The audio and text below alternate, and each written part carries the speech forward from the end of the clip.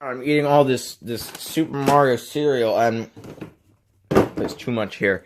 I'm thinking, well, everybody seems to think that the milk comes first, and then like you put the bowl down, and then you put the milk in, and then you put the cereal in. Well, that's wrong. It's very wrong. And then I got those people who are like, well, the milk comes after the cereal, bowl, cereal, milk. Well, you're both wrong, actually. See, here's how you actually make cereal. You see, you grab your bowl, right? Look at that.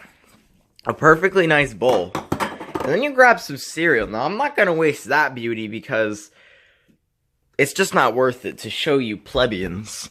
So you grab some cereal, some like third-party or store-brand cereal. And then you grab this cup of water here. Alright, so here's how you do it first. First, cereal. Then, you grab the milk.